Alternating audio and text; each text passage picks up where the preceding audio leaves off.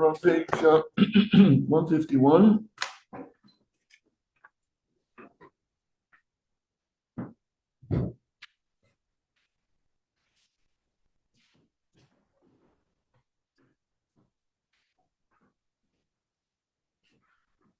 We have the process of making the dye. It was made out of herbs.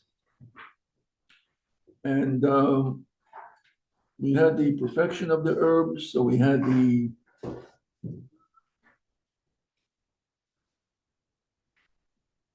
Isha, which is threshing, removing the seed from its shell. Then we had, after that, we threw it up in the wind to take away the straw. And then all the pebbles were removed by hand, called sorting, morer. And then we had the malacha of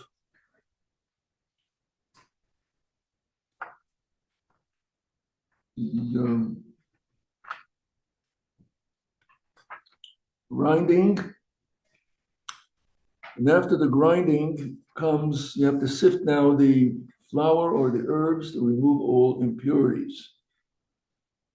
So the malacha is perfecting a mixture with a utensil. So this on page 151. So we have a sieve, a special utensil for this. The malacha is using the baking of bread as our example, sifting the flour to remove the waste that's mixed with by using a sifter. And the same would also apply with also filtering the waste out of a beverage with a strainer. Using sifting for removing the larger pieces from smaller pieces. So here we have the, when selecting by hand, we said the same kind, if it's bigger or smaller, that does not apply. When we're using a sifter, so removing anything that you don't want from this mixture is considered a malacha. This is on page 152.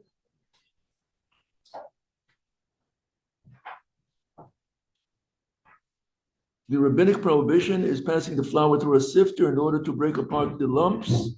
Even though all the flour passes through, there is no impurities. Still, it looks like you're sifting.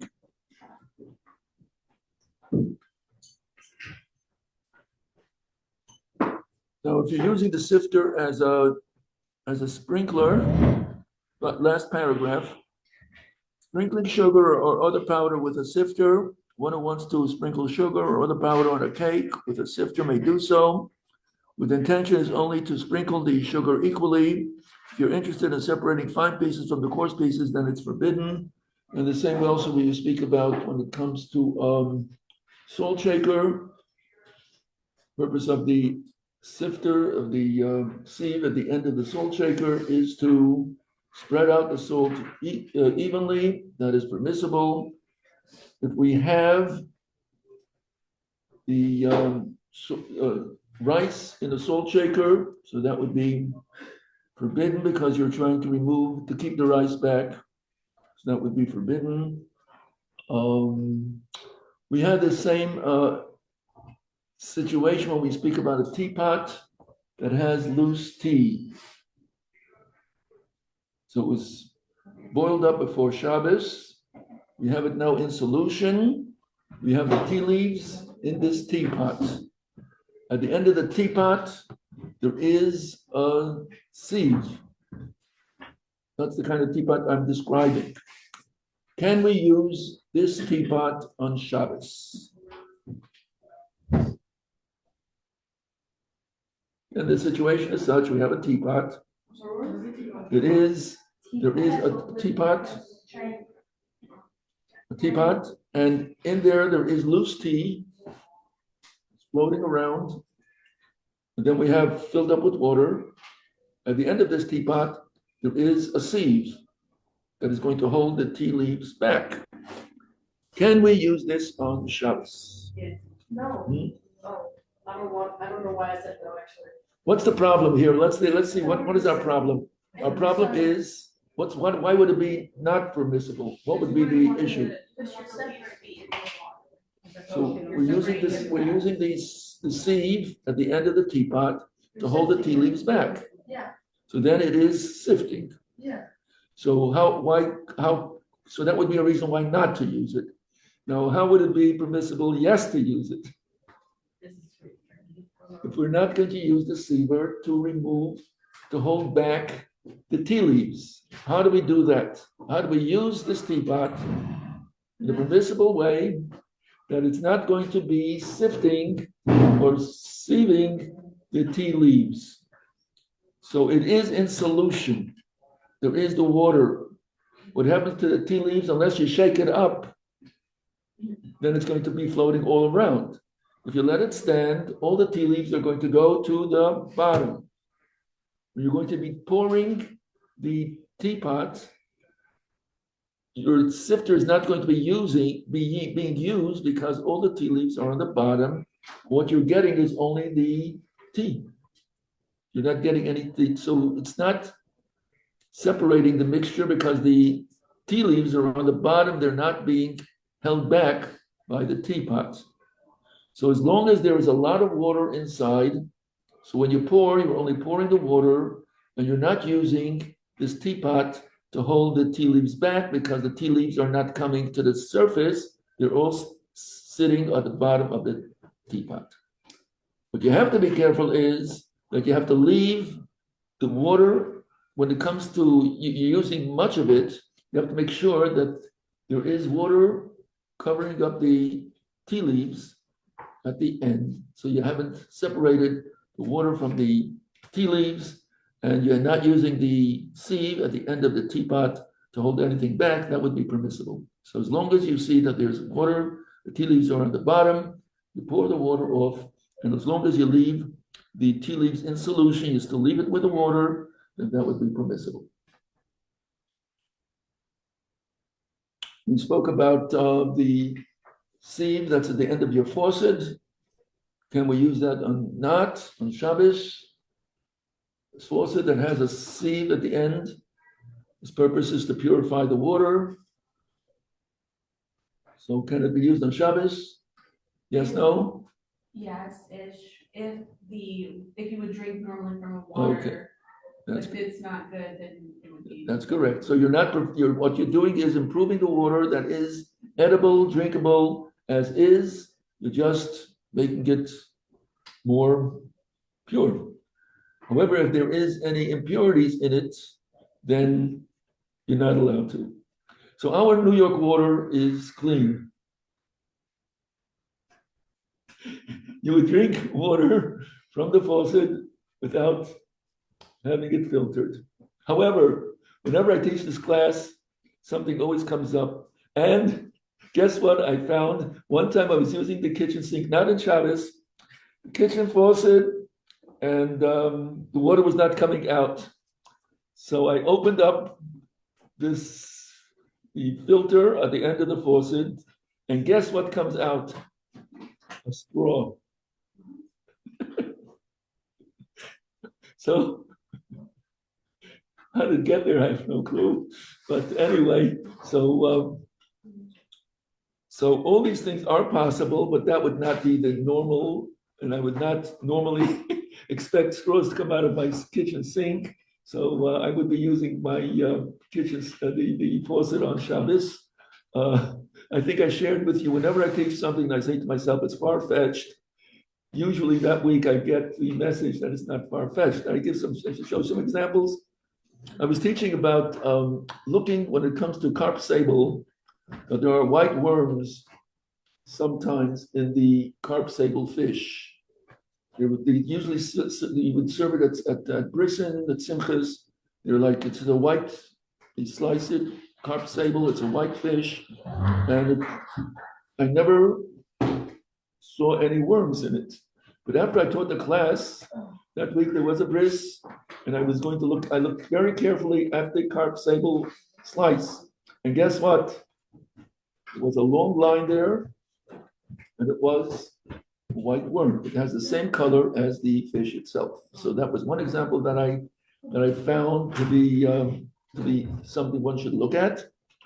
Another thing that I was speaking about peppers, you have to check that when you open up the bell peppers, you have to check inside to see that there are no worms. And the bell peppers are healthy. You usually don't see worms. After I taught to the class that you have to check the bell peppers before you use them, I opened up a bell pepper, and guess what?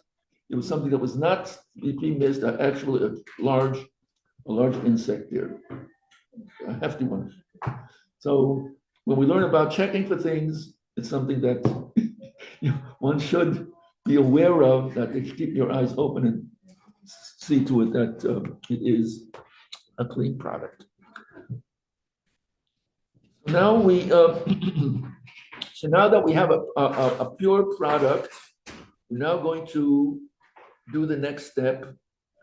And for the Mishkan, it was to make the dye into cakes, into bars. This bar is going to be then kept until you're ready to use it, which is going to be coloring the wool. The way they would color the wool is they would boil up a pot of water, put the bar of the dye inside, the dye would dissolve, and now you have the water, it becomes a dye. It's very concentrated because of the block, because of the bar of dye. So they would have a proportion knowing how much water to use with this dye. But the final act was you would cook up the cauldron, the pot of the vat of the dye with the water. And then you would put the wool inside and then stir it until the wool would collect all of that color. So this is the goal that we are looking for, making the dye into bars, solid, and then we're going to use it to cook up the water, put the dye inside, and then put the wool inside to dye. The Mishnah that describes the 39 categories speaks of most people did not make their own dye. People did bake bread, and people were farmers. They used all the process that we're speaking about now would also be used as a part of the processing of the flour. So the example that is given is making bread instead of making dye, and that would be that after we've sifted the flour, we would add a liquid with the flour and make it into a dough. Making a dough is taking particles and adding together with the liquid and making it into a solid. That is the halacha. So part of the process of constructing the tabernacle, they would need a mixture of dye plants and water in order to prepare a light blue, tcheles, and burgundy argaman dyes. The halacha is kneading and attaching small particles of a plant together with a liquid to form a uniform mixture with a thick consistency. The halacha applies to plants or plant derivatives such as the flour or other substance which derive sustenance from the ground. So anything that would go into this category is forbidden on Shabbos. It's a Torah prohibition, and that would be mixing dirt and water together, getting mud, mixing ground sesame seeds or flax seeds with water, giving us our tchina. The other examples would be making cement. Take the cement powder, mixing it with a liquid, making it into cement. The same thing would also be with plaster. All of these would be Torah prohibitions.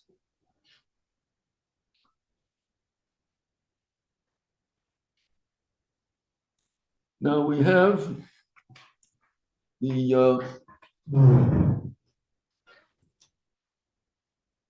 three categories. One is a Torah prohibition, one is rabbinic, and one is permissible.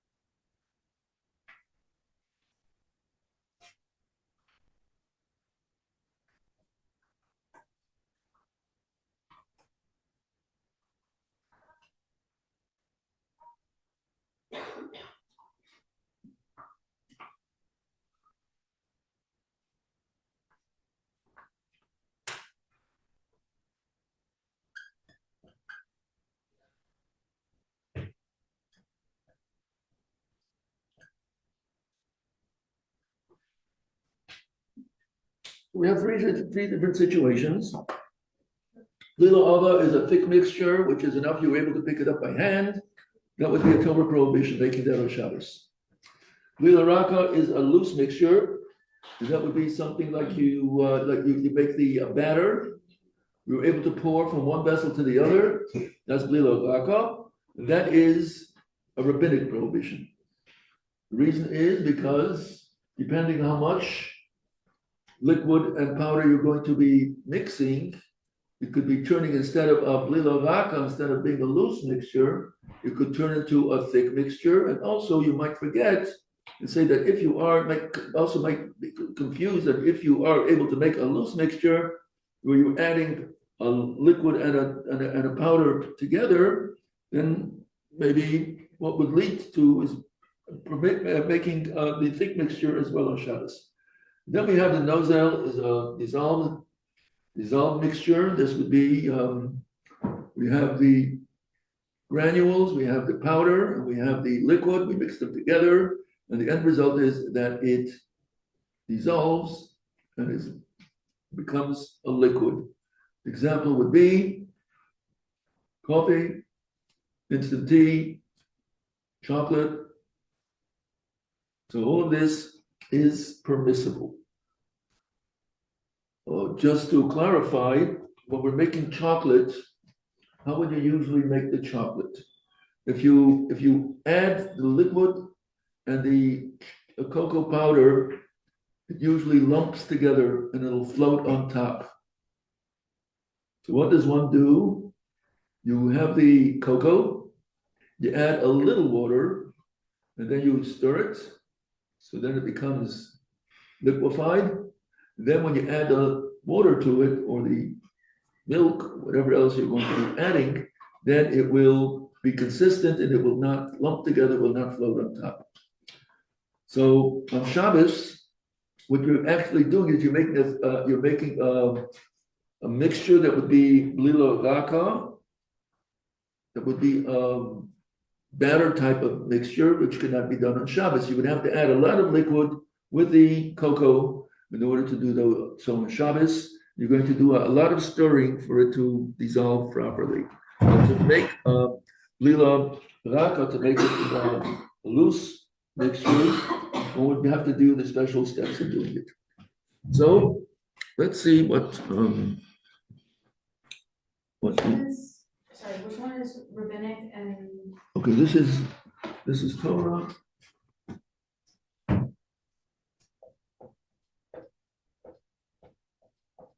Torah prohibition.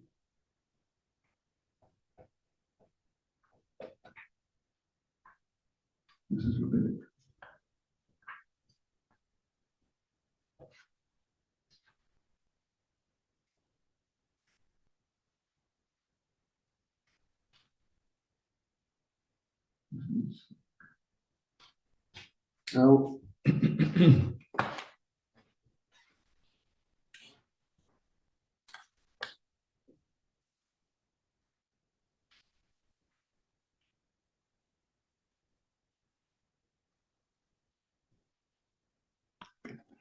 Now, let's look on page 156.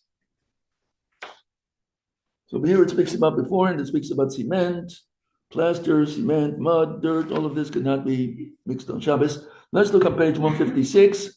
Powder which dissolves in water.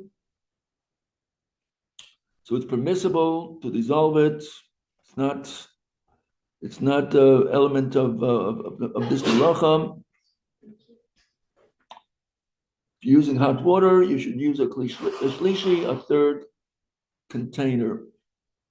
So let's say when you're making the coffee, it's the mixing of the water and the coffee is not the issue. The issue is not to cook the coffee. So we have the urn, the source of the water that's on the fire or in the electric water urn, that's Rishon, that's number one. The first cup you pour it into is the second vessel from the one that's on the fire.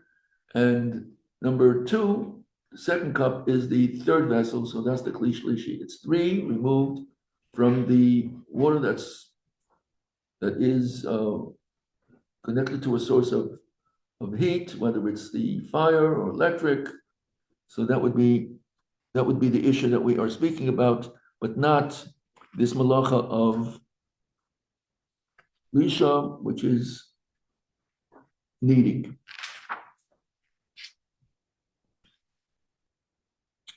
Next paragraph on page 156, mixing one powder with another is permissible. They're all dry, sugar, cocoa, cinnamon. No liquid is combining the two, so it does not go into this category of Lisha, which is kneading. Now you have a situation where the example that's given is you want to make a baby cereal. Baby cereal, you're going to have the instant cereal, usually flakes. What you do is you combine it with water, and it's not going to be free-flowing, it's going to be an actual cereal that the child will eat. Since the result is going to be a blila raka, it's going to be a loose mixture, so it is rabbinic. And the Rabbanan said that if you're going to do it in a way that you're going to remember that it is something that might lead to a malacha, they did permit it. And there has to be two differences when making this mixture, so you will remember that it is Shabbos. Number one is the order of how it's combined. Number two, the order of how it is mixed, stirred.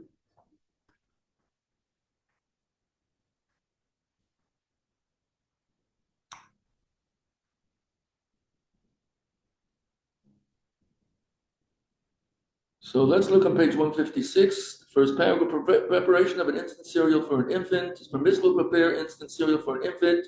Number one, if the powder is dispersed throughout the water and forms a mixture with a liquid consistency, then it goes into the third category that is permissible to begin with. It's something that you drink, so then it does not go into this category. If it does have some substance to it, so then you change the order of how it's normally done. So there are two ways how people do making this cereal. One would be you put in the dry cereal, then you add a liquid to it, and then you stir it. That's how normally you would make this cereal. Other people will first put in the liquid and then add the powder to it. Which way is it done during the week? How would most people do it? You first put in the powder and then add the liquid? Yeah. Or do you first put in the liquid and then add the powder? Dry and then liquid. So whatever you would do during the week, you would do the opposite on Shabbos. If you normally put the powder in first and then add the liquid during the week, so on Shabbos, you would add a liquid, put the liquid first and then add the powder after that. If you're not sure, because you usually don't do this on the weekdays, you look at the instructions on the box. And whatever it says to do there, you do the opposite. Because whatever it says on the box would be the normal way how it's done, and you do the opposite of whatever instructions it is. So if you have your way of doing things, then you do it the opposite of what you normally do. If you don't deal with this, usually you look at the instructions and do the opposite. Yes? So one of the reasons for putting in dry and then liquid is to prevent it from becoming lumpy. No, it's just to remember that it's Shabbos. No, I'm saying that like one of the Oh, reasons for doing it is to prevent it from being lumpy. But if it becomes lumpy, then you have another issue on Shabbos. So how do you like handle You that? add a lot of liquid to begin with. Huh. You add a lot of liquid into it. Should not become a semi-solid like a batter. So you add liquid. Then you're going to be doing the mixing that's going to take care of this issue. So how do we stir? What's the normal way of stirring?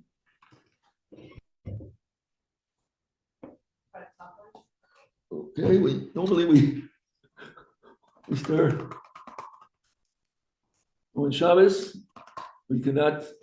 The second thing is also to do it differently than you would do during the weekdays. So if you just going the direction would not be the solution. It's normally you go in a roundabout, doing one way or the other. They're still the same. So they're either you would pour from one vessel to the other. That's one way of mixing it. That matters how feasible this is. One way. Another thing would be instead of going circular, you would just go till it mixes. Or else put on a glove and mix it with your hand. So those would be so what we're doing is we're remembering that it's Shabbos, we're mixing it together in an unusual way. And in that way, we will remember that this is permissible because it is rabbinic, and the Rabbanan tell us we could do this on Shabbos if we make these two changes. This only applies to like solid foods like cereal. Does it apply to like baby formula milk? Speaking about the baby, the baby formula matters if baby formula would be then you're making a liquid. Okay. So you're making a drink. So that would just go along the instructions on how to make a drink. Over here we're speaking about it would be the instant rice, whatever instant cereals are.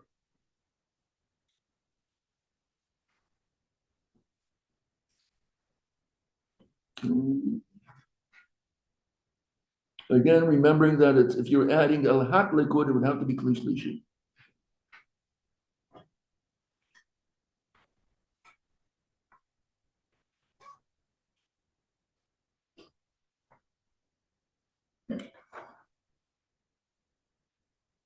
Now, there are some instant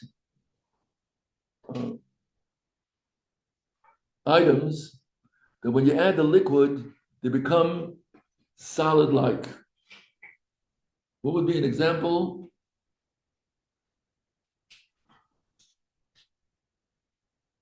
Powder and a liquid, and it becomes solid. Pudding. You add the liquid to there's the powder, the pudding powder, the vanilla pudding, the chocolate pudding. Doing that on Shabbos is not permissible because it becomes solid. I don't know if you would add much liquid to it. The same thing. Would it stay as a liquid, or would it solidify? I'm not familiar with that. But usually, when you have the puddings, that's a liquid and it's powder, and it becomes a solid. The same thing is also with Jello, liquid powder becomes a jello, becomes a solid like. The same would also be with mashed potatoes. Mashed potatoes or potato flakes, you add liquid to it, it becomes solid like. Do they still use the mashed potato flakes? They used to have it in the institutions. You were able to tell the difference when you were being served the mashed potatoes that were actually the potatoes that were ground, or you add the flakes. It has a distinct taste. Thus, they perfected it. So this would be items that you have to make on Friday and you cannot make them on Shabbos in any case because they all turn into number one, which is the solid consistency. The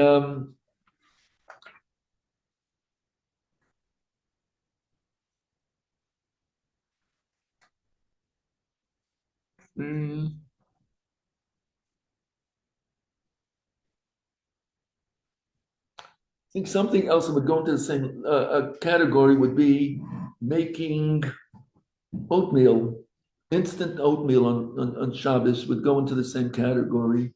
It also binds, makes it solid-like. If you let the oatmeal stand, it becomes into a solid consistency. So we cannot make the instant oatmeal on Shabbos.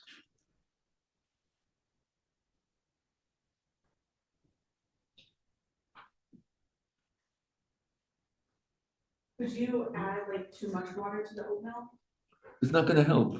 If you let it stand, we're speaking about it's something that if you let it stand, it's going to become a solid like you don't make that to begin with on Right, Shabbos. but if you add too much water to the oatmeal, it doesn't. It doesn't. So if it is that much water that it remains a liquid like, then that would be fine. Okay. So, but under normal circumstance, you let it stand, even though there was a lot of liquid, you let it stand, it also congeals and becomes like a mess.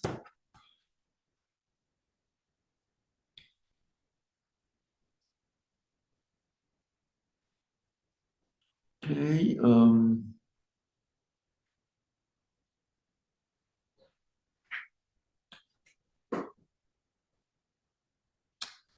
158, soaking challah in soup or biscuits and tea. So this is permissible. It's not kneading, you're not mixing anything, it's soaking, which is permitted on Shabbos, but not to mix them with a spoon because then it is mixing the solid with a liquid and making it into one mush. So you could soak it and eat it, but not to mix it together.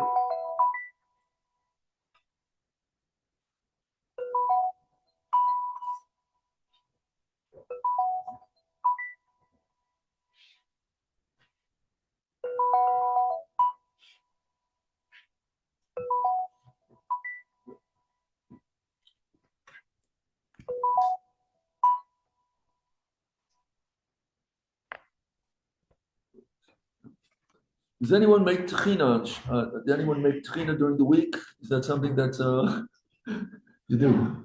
Okay, what? Tell us how it's done. You add the tahina paste, lemon, water, garlic. I actually add some ice. It makes it thicker. Okay, Going so it tastes great. So so this would that go into the category? Which category would it go into when you're making the final result? Would we number the thick mixture or it would be the thick mixture? yes. So then, if it's a thick mixture, then we have to make it on Friday, not on Shabbos. It would go into the category we're speaking about now. We have to make it before Shabbos. You have to make it before Shabbos. So making tchina is something that we should make before Shabbos.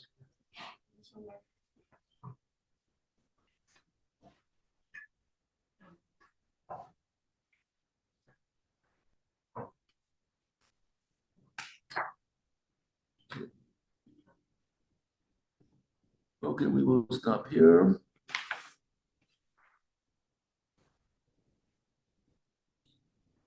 So, what What about our dry cereals, cornflakes, Cheerios, those type? What is the results? I think the pieces are big enough that should be considered soaking instead of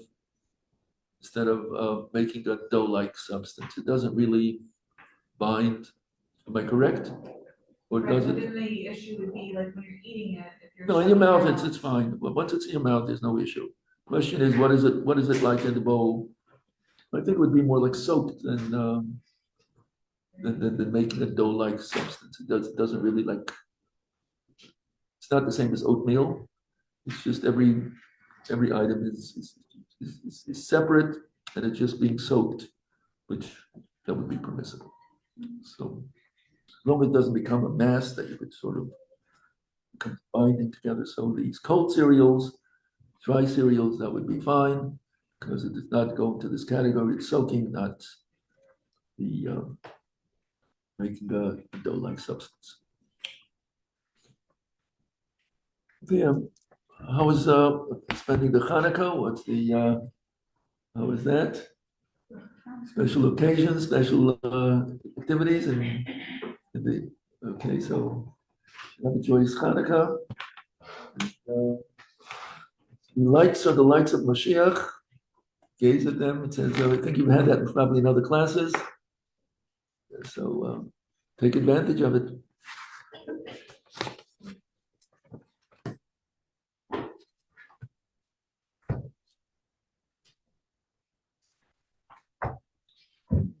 Okay.